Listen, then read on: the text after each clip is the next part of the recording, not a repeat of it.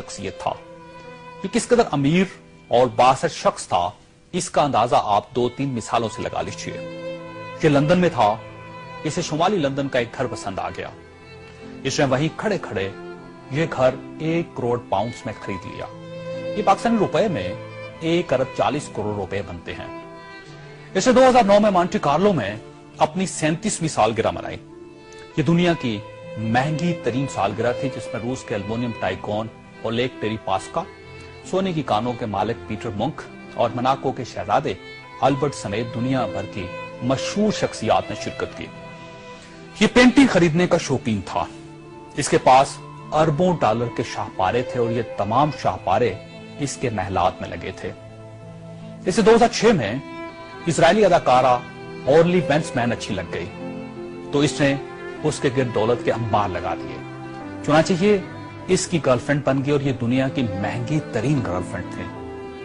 ब्रितानी वज़ीर-ए-आज़म Tony Blair इसे अपना जाती दोस्त कहता था और इस पर 10 डाउनिंग स्ट्रीट के दरवाजे हर वक्त खुले रहते थे।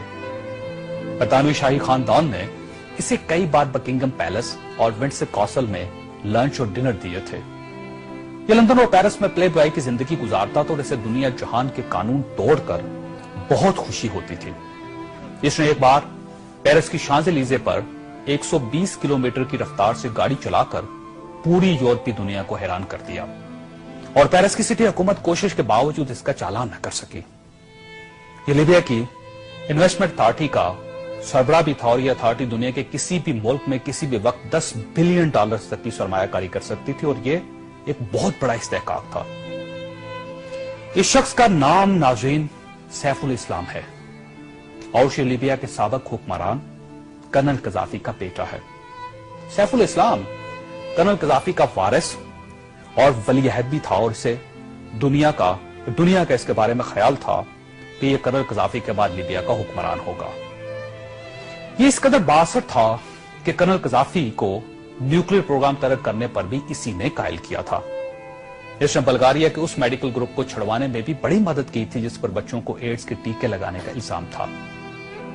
बल्लर नाइट क्लब और लाकरोबी धमाके के मुतासिरीन को मुआवजा भी इसी के हुक्म से जारी हुआ था। अब मैं आपको इसकी ताजा तरीन तस्वीरें दिखाना चाहता हूं कि सैफुल इस्लाम 3 माह पहले लीबिया के छोटे से कस्बे अबारी में छुप गया। ये 2 दिन पहले 19 नवंबर को कस्बे के एक ऐसे कमरे से बरामद हुआ जिसमें बाथरूम तक नहीं था और ये बदबूदार पुराने कंबल में लिपटा था। इसकी उंगलियों पर प्लस्तर चढ़ा हुआ था और यह प्लस्तर भी इसने खुद चढ़ाया था क्योंकि इसे डॉक्टर तक की सहूलत हासिल नहीं थी। ये सैफुल इस्लाम इस वक्त लीबिया की मौजूदा हुकूमत के कब्जे में है और पूरी दुनिया में कोई शख्स इस शख्स को पनाह देने के लिए तैयार नहीं जो 3 माह पहले तक मलका बरतानिया का शाही मेहमान बनता था और टोनी ब्लेयर इसे माई फ्रेंड कहता था और पेरिस की कंपनियां इसके लिए खसूसी खुशबू इजाद करती थी। यह है सवाल और यह तस्वीर दुनिया के उन तमाम हुक्मरानों और इनके खानदानों के लिए इबरत का सबक है जो इक्तदार को सब कुछ समझ लेते हैं और जो इस ज़ौम में मुब्तला हो जाते हैं कि इनके इक्तदार का दरख्त हमेशा सब्ज रहेगा। यह तस्वीर दुनिया भर के हुक्मरानों से चीख चीख कर कह रही है कि जो हुक्मरान आवाम का एतमाद खो देते हैं उनका यह इंजाम होता है।